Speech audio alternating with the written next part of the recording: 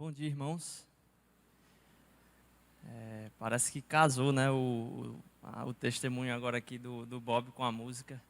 É uma alegria para mim estar aqui novamente, mas antes até de começar a falar, eu queria dizer, vendo o Bob e a Magda falando aqui, eu me lembrei que quando eu era adolescente, eu fiz parte da classe de inglês e teve um impacto muito grande na minha vida, de certa forma, porque Deus usa tudo aquilo em que a gente se empenha a aprender para falar conosco.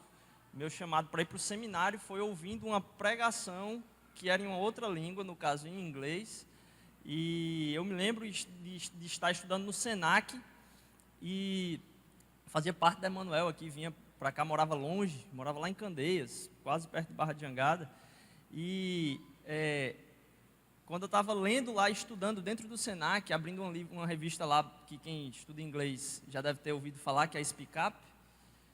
Vendo na Speak Up lá tinha, acho que alguns pontos de referência para você aprender inglês. E aí tinha, dizendo, Igreja Batista Emanuel em Boa Viagem.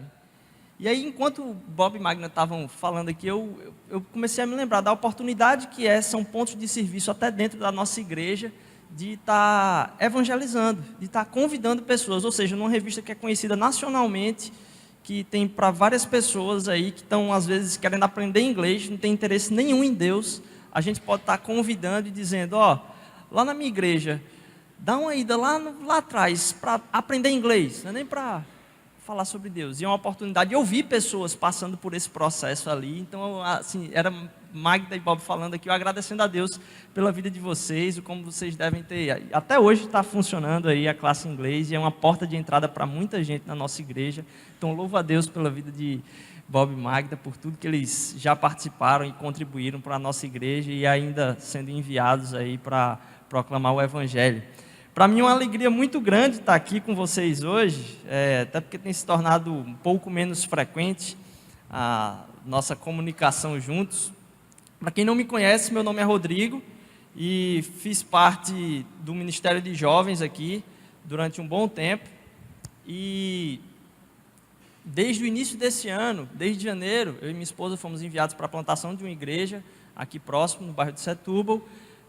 Estamos ali há 8 meses e eu trago um abraço lá da Mosaico, que Deus possa estar...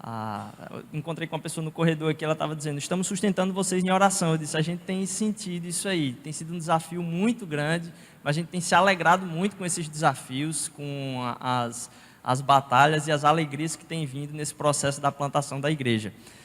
Hoje, minha expectativa é falar de algo que Deus vem relembrando do meu coração a respeito da palavra de Deus.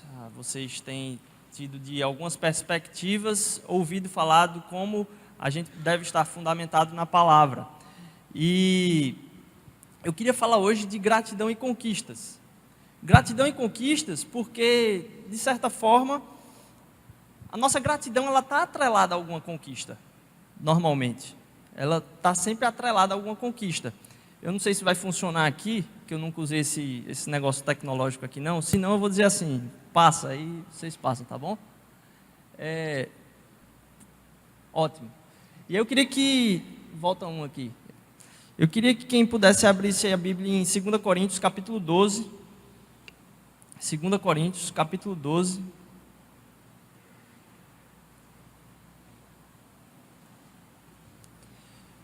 e aí quem não trouxe Bíblia pode acompanhar comigo a leitura aqui. É interessante eu dizer isso, né? Porque parece que eu digo, não, mas já está ali, por que é que ele não lê logo? Eu acho interessante quando a gente traz a própria Bíblia, porque a gente continua acompanhando o raciocínio, relembrando o que é que veio antes, o que é que Paulo estava falando naquele momento. Então, que a gente possa acompanhar junto aqui, tá bom? E, para que não me exaltasse pela excelência das revelações, me foi dado um espinho na carne, a saber, um mensageiro de Satanás, para me esbofetear, a fim de não me exaltar, acerca do qual 3 vezes orei ao Senhor, para que se desviasse de mim, e disse-me, a minha graça te basta, porque o meu poder se aperfeiçoa na fraqueza. De boa vontade, pois, me gloriarei nas minhas fraquezas, para que em mim habite o poder de Cristo. Por isso, sinto prazer nas fraquezas, nas injúrias, nas necessidades, nas perseguições, nas angústias, por amor de Cristo. Porque quando estou fraco, então estou forte. Oremos.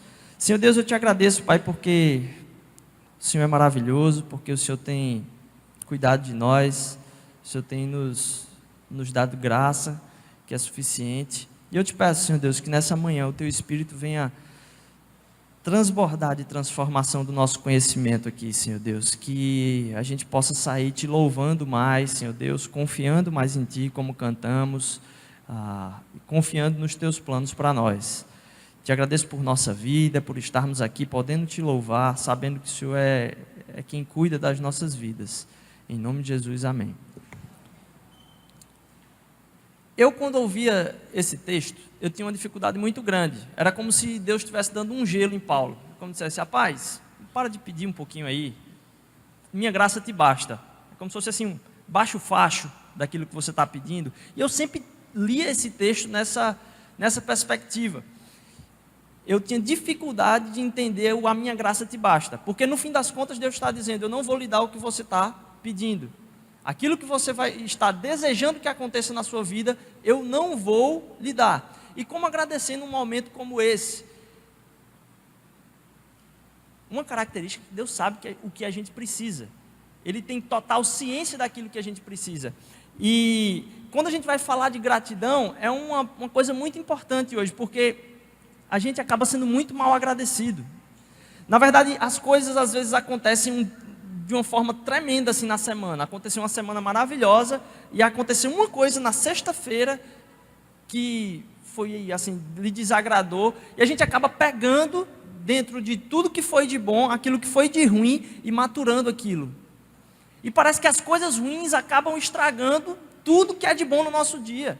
Às vezes a gente tem um dia fantástico por causa de alguma confusão no trânsito, um conflito, algum conflito em casa, quando você entra, acabou o seu dia. E a gente perde os motivos de gratidão por causa de uma coisa que acabou maculando tudo aquilo. Então, maturar sobre gratidão é importante. Ainda mais porque a gente às vezes escuta, e eu acho engraçado, sabe quando alguém viaja para fora do país e aí volta dizendo, como o brasileiro é mal educado, eu fui lá não sei onde, e aí lá não sei onde as pessoas entram no ônibus e dizem, bom dia, seu motorista, muito obrigado, seu motorista, e aí vão e agradecem por tudo, dão bom dia, boa tarde, boa noite, pedem licença e tal, e eu percebo que quando essas pessoas voltam, apesar de falarem dos brasileiros, quando elas entram no ônibus, muito dificilmente elas entram com aquela cara sorridente, até porque o ônibus já está saindo nas carreiras, né, você tem que se pendurar, elas entram e passam direto. Então agradeço. Quem aqui talvez já levou aquela incrível sobrada no elevador, né? Que você entra no elevador e dá aquele bom dia, e você escuta o grilo cantando no final lá, e ninguém responde, e você não sabe o que fazer, se você fica, bom dia, bom dia, bom dia, bom dia, bom dia, até a pessoa responder para ver se ela se toca ou não. Mas a gente é tão conturbado com os nossos problemas, que a nossa atenção ao agradecimento, ela se perde, ela acaba se perdendo. Entender o que é essa graça, e aqui está atrelado essa graça, qual a conquista, a qual está atrelado esse agradecimento com o qual as nossas vidas deve reverberar, deve proclamar sempre, é importantíssimo para a vida de alguém que se relaciona com Cristo. E falar de conquista, mais ainda, por quê? A gente acabou de sair aí das Olimpíadas, parece que foi ontem, todo mundo preocupado aí, como é que ia ser essas Olimpíadas, às vezes até desligado, não sabia nem que tinha começado, né? Pela confusão que a gente estava vivendo, e as notícias que a gente estava tendo repetido, e acabou as Olimpíadas, a gente já emendou de novo, né, naquelas velhas notícias que a gente estava tendo antes delas, e na abertura, as pessoas pensando assim, o que é que vai ser? Será que a gente vai passar vergonha? Será que, vi gente dizendo que estava assistindo a abertura das Olimpíadas, torcendo para que Gisele Bündchen não caísse, né? Não cai, para que desse tudo certo e a gente vibrasse. Mas o tempo de Olimpíadas foi fantástico, assim, de a gente vibrar com vitórias de outras pessoas. E eu comecei a pensar sobre essas conquistas. Muito bonito lá eles terem escolhido o Vanderlei para acender a tocha. Muito legal aquilo lá. E uma coisa que só brasileiro, né? Porque a quantidade de notícia que eu tive de brasileiro torcendo para o juiz, um bocado de notícia bem troncha aí, que só brasileiro mesmo para vibrar com coisas, gritando o nome de músicas que assim, que pareciam com o nome da pessoa que estava lá lutando. Eles começaram a cantar música, que era uma pessoa de outro país, e eles nem sabiam como falar o nome da pessoa. Começaram a inventar nome para a pessoa, porque era de um país, sei lá, asiático. O brasileiro fez a festa nesses dias. Mas me fez pensar muito sobre conquistas. Porque o atleta se prepara durante talvez uma vida toda, para aqueles que é a primeira, e durante 4 anos, para aqueles que já estão na caminhada, para estar naquele momento ali, almejando algo que é o pódio, almejando estar lá. E eu comecei a pensar também sobre o pódio. O que significa o pódio? Porque esse momento que ele mais almeja é um lugar de vitória, é um lugar de conquista. Mas não só, porque ele precisa estar com plateia para isso. Quando teve a abertura das Olimpíadas, eu achei muito interessante, quando o presidente do Comitê Olímpico assumiu a palavra, ele falou uma frase que me chamou a atenção. Ele disse o seguinte: existe uma lei universal nesses Jogos Olímpicos. Neste mundo olímpico, nós somos todos iguais. E eu entendi, a gente ter o respeito mútuo, a gente ter vamos dizer assim, diferenças acontecendo ali, a gente conseguindo celebrar todos. Mas eu comecei a pensar que se isso fosse realmente a Olimpíada, nem teria Olimpíada. Porque o objetivo da Olimpíada não é celebrar que todos somos iguais, é a gente ver quem é o melhor, e quem é o melhor vai estar numa posição superior a todos os outros que são piores. Então, não é o nosso respeito à igualdade humana, mas muito mais uma celebração das excelências individuais. A gente estava esse tempo todo celebrando excelências individuais. É tanto que os top dos top, como foram chamados, os mais excelentes, eram muito mais celebrados. E quando eu penso na questão do pódio, em como esses atletas buscavam esse pódio, eles não buscavam novamente só pela comparação, de saber que são melhores que o outro. Porque não adiantaria de nada saber que é melhor que o outro e estar isolado. É tanto que alguns campeonatos mundiais não são tão importantes quanto a Olimpíada, porque pouca gente assiste. Então, o prestígio que a Olimpíada tem em algumas modalidades é maior do que nos campeonatos mundiais, porque ali na Olimpíada se tem a oportunidade de ter o testemunho de todos. Então, o pódio não representa simplesmente a minha comparação em ser o melhor que o outro. Porque se isso se desse no meio de uma terra longínqua, sem transmissão para lugar nenhum do mundo, a importância daquele momento não seria a mesma de ter um estádio cheio, bilhões de pessoas assistindo e aplaudindo. Então, a importância do pódio não está só na comparação, mas está no testemunho. Ou seja, eu lutei para que em um momento da minha vida, as pessoas que estão presenciando aquilo ali, testemunhassem do quanto eu sou o melhor. A minha identidade enquanto atleta está em jogo, de colocar-me diante de todos e todos celebrarem a comparação de que eu sou o melhor. Não é a comparação somente. E eu comecei a pensar no que seria o pódio da minha vida. Ou seja, qual o momento ou qual a forma que eu gostaria que as pessoas me reconhecessem. Rodrigo é formado em universidade tal. Rodrigo com mestrado em. Rodrigo, professor de. Rodrigo, dono da empresa tal. Rodrigo fez um negócio crescer de X reais para um valor de faturamento de milhares de reais. Rodrigo é uma pessoa que já publicou não sei quantos artigos. Rodrigo é alguém famoso. Eu comecei a pensar, o que eu quero que as pessoas testemunhem ao meu respeito? O que eu desejo que elas lembrem como eu sou? Porque muitas das nossas angústias acaba sendo por uma busca por reconhecimento. É tanto que assim, percebe como no trabalho, uma das coisas que mais angustia, até mesmo quando a gente está trabalhando numa empresa que é boa, ou estudando numa universidade que é boa, é a falta de reconhecimento. A gente trabalha. Não importa simplesmente fazer o trabalho melhor que todo mundo. Você tem que ser reconhecido por fazer o trabalho melhor que todo mundo. E, às vezes, fazer um trabalho com excelência e não ser reconhecido é o que mais nos frustra. A gente fica frustrado porque dá o melhor de si e às vezes não tem o reconhecimento que é devido. Percebe como isso nos frustra? E aí a gente fica perguntando a Deus, Deus, por que o Senhor não faz isso acontecer na minha vida?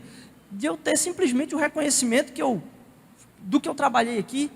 E eu fiquei raciocinando e pensando como a gente tem essa necessidade pelo reconhecimento e mais, como às vezes Deus fala muito mais conosco quando Ele não nos responde, ou quando não há essa resposta, quando Ele não nos dá o que nós pedimos, do que quando Ele dá. Porque é uma indicação muito grande, quando Ele não me dá o reconhecimento, de que não tem só eu naquela situação. Ele fala comigo quando Ele não me dá o reconhecimento, porque no lugar e no ambiente onde eu estou, com certeza tem outras pessoas que também pensam a mesma coisa, que não recebem o reconhecimento. E você já parou para pensar que quando você fica pedindo ou lutando por um reconhecimento no seu ambiente, ao mesmo tempo que existem outras pessoas buscando isso, é uma oportunidade para Deus falar no seu coração com aquilo que Ele não lhe dá, de você conseguir ministrar na vida de outra pessoa que está pedindo a mesma resposta. Quando Deus não responde, Ele não fala, talvez seja um momento em que Ele mais está falando com você. Ele está chamando a sua atenção para algumas coisas, porque a sua atenção está completamente naquilo que Ele não responde. Se a sua atenção está completamente naquilo que Ele não responde, Ele está falando alguma coisa lá. Então que a gente possa perceber muito, quando Deus não nos dá aquilo que a gente pede, porque talvez Ele queira transformar o nosso coração naquilo que está nos faltando. Já imaginou se quando você pede, por exemplo, por um reconhecimento na sua empresa, você começasse a reparar em todo mundo que trabalha nela e está buscando o mesmo reconhecimento?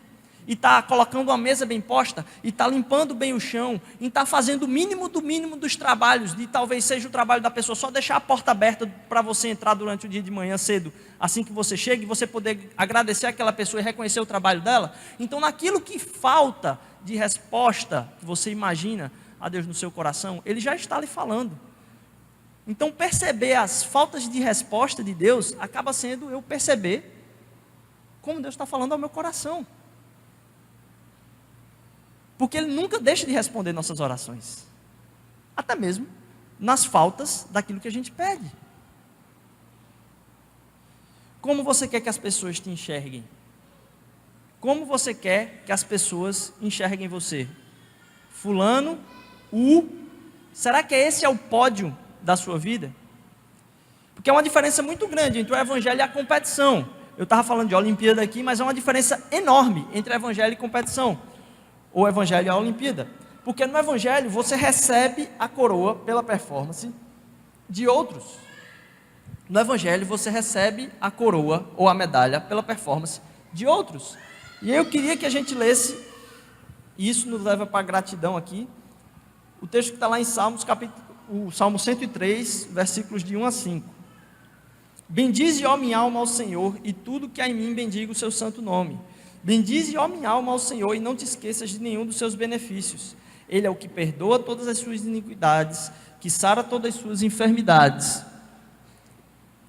que redime tua vida da perdição, que te coroa de benignidade e de misericórdia, que farta tua boca de bens, de sorte que a tua mocidade se renova como a da águia. Bendize o quê? A minha alma. Lá no Salmo 42, o salmista vai perguntar: por que que você está cansada, ó minha alma? Ele começa falando do como a alma tem sede de Deus, mas por que está cansada, ó minha alma? A gente acha que hoje em dia, nossa performance, o como a gente trabalha, parece que nos causa um cansaço. Está todo mundo sempre cansado. Você pergunta para a pessoa e diz: está corrido, está muito corrido, sempre está muito corrido. E a gente pensa que o que cansa é a parte física, o que cansa é o corpo. E a gente sai desgastando o quanto a gente pode o nosso corpo. Quando hoje tem gente esbanjando saúde física na internet, no Instagram, no Facebook, mas com a alma detonada completamente, estão fisicamente com um sorriso no rosto, mas sem uma alma em refrigério. Então quando o salmista diz: eu quero que minha alma te bendiga, que minha alma se regozije, a gente está falando de um cansaço e um descanso da alma. Muitas vezes a gente tende a achar que a nossa âncora deve estar em como nós estamos fisicamente.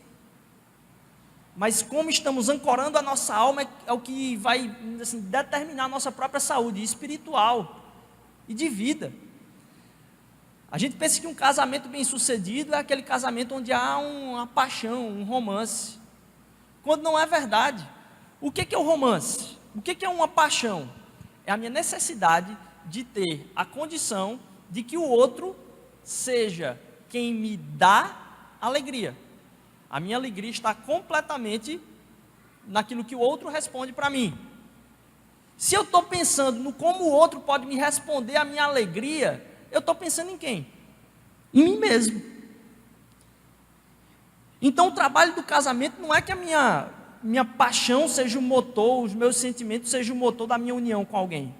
Se minha alma estiver ancorada em Deus, independentemente se o outro responder às minhas necessidades de alegria, eu vou estar amando. Se eu estou amando para que o outro me responda aquilo que eu desejo, eu não estou amando, estou amando a mim mesmo. Então o casamento não é quando duas pessoas que se necessitam se juntam. É quando duas almas que estão ancoradas em Deus, sabendo do propósito que elas têm de união, conseguem se unir por compromisso, tendo a satisfação de uma alma em paz, já em Deus. Então elas estão muito mais atreladas e focadas no compromisso que elas duas fizeram, do que em como o outro vai ser capaz de responder às minhas necessidades emocionais. Onde a minha alma está ancorada. Tudo que há em mim, bendiga a Deus. Eu vou fazer uma coisa arriscada agora.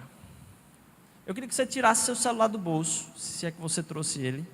Você desbloqueasse seu celular agora. Você desbloqueasse seu celular e você acessasse qual o programa que você mais utiliza no seu celular. Abrisse primeiro e parasse para pensar. Procure aí. Você vai, às vezes não dá nem para procurar, né? Porque ele está na cara, assim, já é o primeiro. Mas eu queria que você só abrisse e dissesse, poxa, é esse aqui. Qual o programa que você mais utiliza? Porque no texto, ele vai falar o seguinte: bendize a minha alma ao Senhor, e tudo que a mim bendiga o seu santo nome. Bendize a minha alma ao Senhor, e não te esqueças de nenhum dos seus benefícios. Eu queria meditar um pouquinho sobre isso. Já parou para pensar o quanto seu celular substitui as coisas? Eu quero dar uma passeada por isso aqui. Seu celular substitui isso aqui. Antigamente você tinha que escrever, ou era no lápis, ou era com isso aqui. Então aí embutido no seu celular tem isso aqui, uma máquina de escrever. Mas não só isso. Quem lembra disso aqui? Seu celular substitui um Walkman. Na época você ia correr, você tinha que andar pendurado com esse negócio com um Walkman aí, que não era um negócio que dava para amarrar no braço. Mais do que isso, seu celular substituía simplesmente um aplicativo de videogame aí, que ficava maior do que o seu armário. Ele substituiu o fliperama. Mais do que isso, seu celular hoje substitui, se você quiser, jogos de tabuleiro, tem todos nele. Seu celular substitui você saber como é que vai estar o clima da praia, como é que vai estar a maré, como é que vai estar, se vai estar chuvoso, se não vai estar para você tirar férias. Seu celular substitui a sua própria agenda de atividades. Seu celular substitui um gravador, se você quiser. Você pode gravar isso que eu estou falando aqui e levar para casa através de um gravador que você tem no seu celular aí. Você pode substituir... Eita, essa daí trouxe memória, né? Você tinha que torcer para que não acabasse o filme, torcer para que não queimasse o filme, você não podia ver, e aí, ficou bom, não sei se eu vou revelar. Não, revela, depois vê o que é que corta, rasga, joga no lixo, né? Mas não dava para fazer as duas coisas com o mesmo equipamento, você tinha um outro para filmar, não era uma filmadora aí, você tinha uma outra coisa, que pouca gente tinha, né? Não era todo mundo que tinha uma filmadora, então você recorria, uma pessoa da família tinha, juntava e era o filmador da calculadora. Mapa, que a gente tinha que ficar no carro, quando chegava numa cidade diferente, abrindo no banco de trás todinho o mapa para saber para onde ia. GPS, essa brincadeirinha aí, a televisão, que hoje a gente pode assistir no próprio celular. O VHS, né, o que a gente rebobinava, às vezes pegava o cotonetezinho, passava no álcool para limpar o cabeçote, para ver se a fita pegava.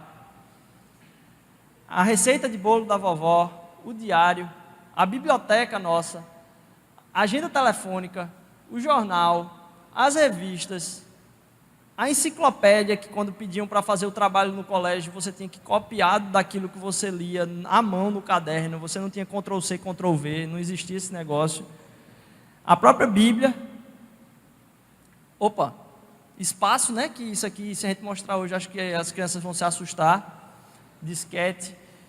Como enviar mensagens, nosso famoso Zap hoje. A minha carteira, porque hoje eu já posso pagar com o meu celular, todos os meus cartões, meu relógio de parede aí, meu alarme, meu calendário e meu telefone, né? Que é o que seria o objetivo inicial de todos. Mas o celular conseguiu substituir muitas coisas. E quando alguém vai vender alguma coisa, ela pode vender um produto pensando naquilo que são as características do produto e os benefícios do produto. Tudo isso que a gente falou a respeito do celular aqui são características que o celular tem. Nem todas elas eu e você utilizamos. Talvez tenha alguém aqui que utiliza todas elas, faz o diarinho lá no celular, faz tudo que a gente falou aqui. Mas tem outras funcionalidades que a gente não mostrou. É o que os vendedores chamam de features e benefícios. São aquilo que são as características do produto e aquilo que são os benefícios do produto. E eu comecei a pensar que muita gente se diz cristã e pensa que seguir a Cristo é acreditar nas características de Deus. Até Satanás acredita em todas as características de Deus, não tem problema nenhum com isso. Mas ele não experimenta de todos os benefícios da relação com Deus. Então, quando Deus fala para a gente agradecer e bendizer a minha alma, e não se esquecer de nenhum dos seus benefícios, eu tenho que começar a prestar atenção em como está a minha relação com Deus. É de alguém que sabe das características de Deus, ou de alguém que se relaciona com Ele a ponto de agradecer pelos benefícios da relação com Ele? Como é que acontece esse tipo de relação? É de alguém que sabe daquilo que Deus é capaz, como eu sei do meu celular, ou é de alguém que experimenta de tudo que Deus tem para dar? E eu não estou falando aqui numa perspectiva de usabilidade, de se utilizar daquilo que Deus pode fazer por você. Não é isso, não é de usar Deus como se fosse um celular, de forma nenhuma. Eu estou falando de experimentar no relacionamento a transformação que Ele quer causar no nosso coração, pelo benefício de quem Ele é. Por isso que ouvir falar de Deus é diferente de conhecer Deus. Porque Deus a gente conhece através de um relacionamento, não é através de uma classe, não é através nem de uma pregação. Se isso que eu estou falando aqui não causar em você uma necessidade de conhecer a Deus pessoalmente, não adianta de nada você dizer que acredita naquilo que eu estou falando. Porque então você vai estar acreditando nas características de Deus, mas não vai estar experimentando dos benefícios que Ele tem para a sua vida através da relação. E eu não estou falando daquilo que Ele quer te dar, mas de como Ele pode te transformar. Como Ele pode transformar os seus relacionamentos, de como Ele pode transformar a sua família. Ele sabe do que você precisa. Eu comecei a pensar nisso porque encontrei alguém que disse: eu não quero esses negócios desses smartphones para nada não, eu tenho o meu aqui e eu me resolvo. O meu pretinho aqui, bem pequenininho lá, eu disse: isso aqui resolve tudo para mim, não tem estresse nenhum. E eu parei para pensar, aquela pessoa experimenta de tudo daquilo que o celular tem para dar para ela. E eu tenho um Deus com quem eu me relaciono, que às vezes eu trato como um aparelho que é cheio de funcionalidade que eu desconheço, somente que sei que faz. O vendedor me apresentou, eu comprei o negócio lá e tudo ok. E a relação com Deus transforma. Porque se a gente acreditar no contrário, a gente vai começar a reparar, por exemplo, num louvor fantástico como esse aqui, que a gente estava cantando, e começar a avaliar o louvor por aquilo que é causado no meu coração de arrepio, de como a música coloca em êxtase. Eu fiquei arrepiado ouvindo essa música.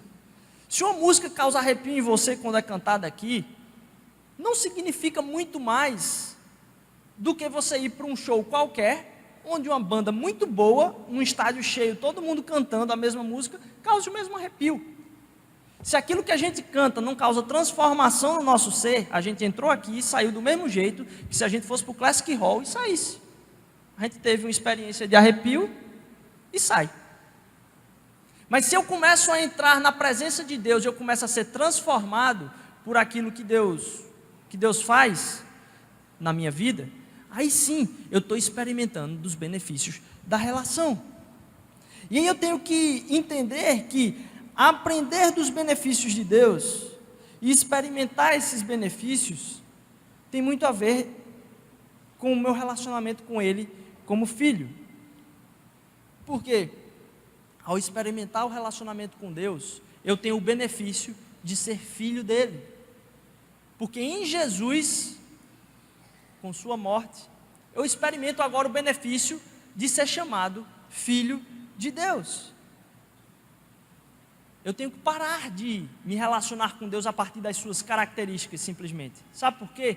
Porque Deus, quando você sai de casa de manhã cedinho, não é o aparelho que você bota no bolso. Você não sai de casa e diz, vou botar Deus no bolso aqui como meu aparelho. Não, Deus é aquele que te carrega no colo quando você sai de casa.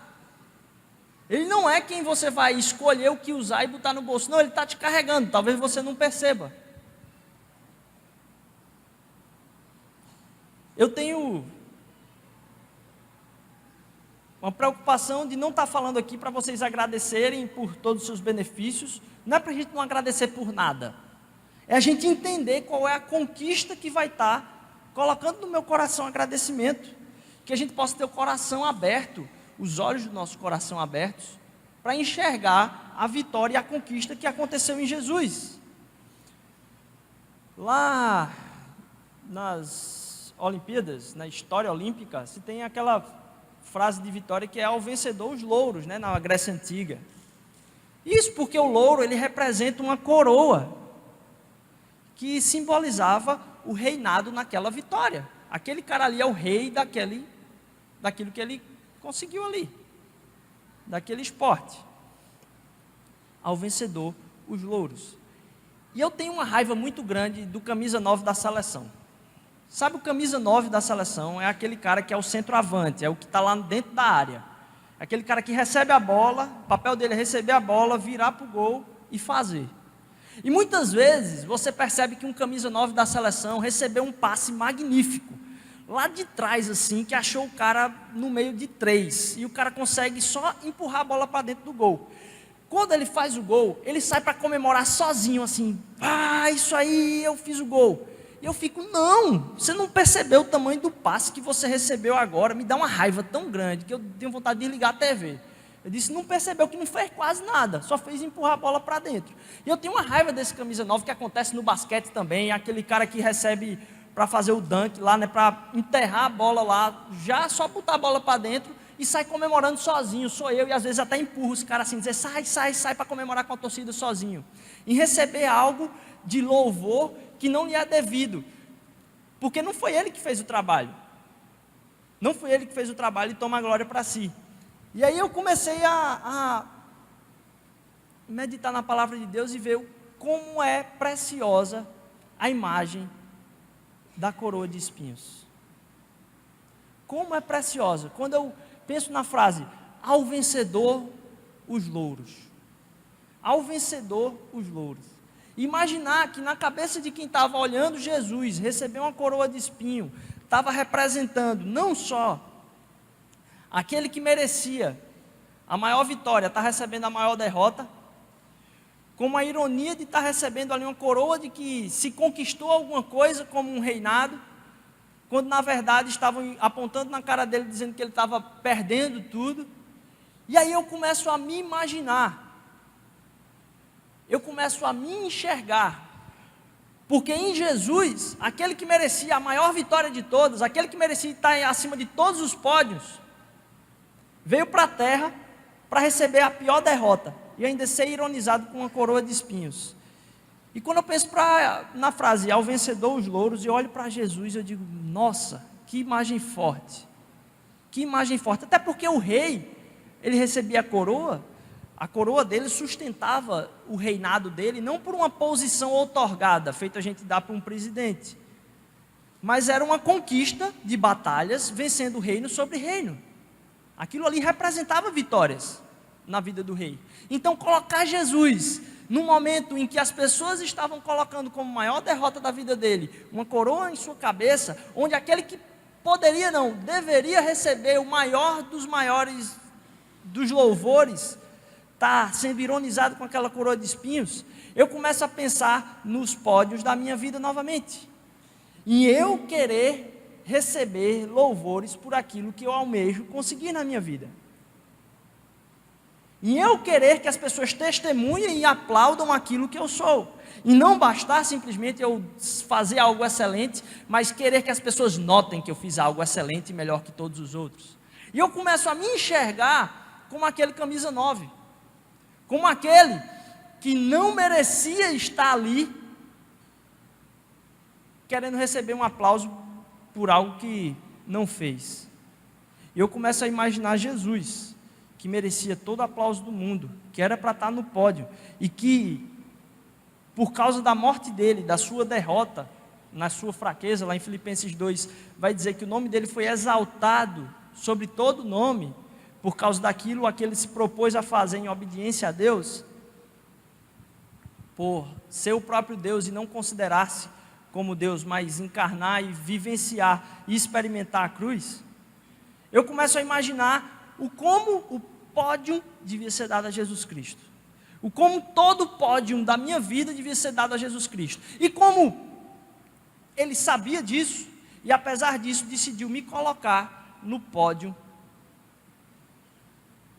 do relacionamento com Deus. Deixa eu tentar ver se eu consigo explicar um pouquinho melhor. Porque se eu estava falando aqui que o pódio representa não somente a comparação, mas o testemunho de todos, qual é o testemunho de um filho para com o pai? Qual é o testemunho de um filho para com o pai? O testemunho do filho para com o pai é que o pai diga para ele: meu filho amado. A experiência de um filho para com o pai é que o pai se relacione, e a forma como ele se relaciona com o filho é dizer: meu filho amado. E agora eu e você podemos experimentar do testemunho de Deus em relação a nós como filhos, porque aquele que era o único filho dele perdeu esse testemunho. Então Jesus perdeu o pódio de filho para que eu e você pudéssemos estar lá. Deus dizendo para a gente: meu filho amado.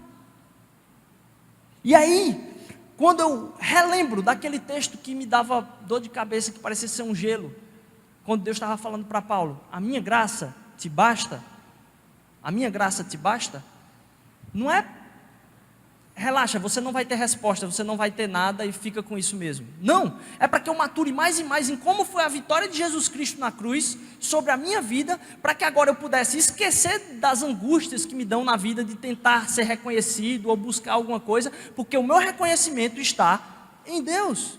Ele me dá esse reconhecimento agora, e por causa disso eu tenho minha vitória. Então minha gratidão não está atrelada a nada, minha gratidão está atrelada a uma conquista, que é a conquista de Deus em Jesus na cruz.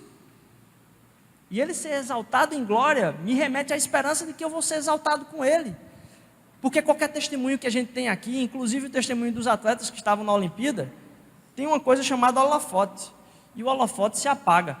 Então todo esse trabalho que se teve para ter essas conquistas, o holofote vai apagar, o testemunho vai... Eu não sei como é que esses caras conseguem dormir, eu acho que deve ser muito difícil tentar manter assim, a adrenalina e a empolgação depois que os holofotes se apagam, porque ele deita ali na cama, só tem ele e o travesseiro, não tem ninguém mais aplaudindo ele ali.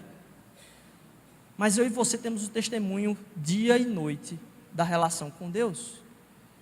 Então eu fico me imaginando, por que que a minha alma não se ancora em Deus, por que que eu não me aproveito, não no sentido egoísta, mas da relação, de me esbanjar em Deus em todos os seus benefícios. Porque eu continuo tratando Deus como um aparelho que eu boto no bolso quando eu saio de casa, ao invés de imaginar como eu estou sendo carregado para o meu trabalho, para a minha escola, para a minha faculdade, por Ele no colo dele.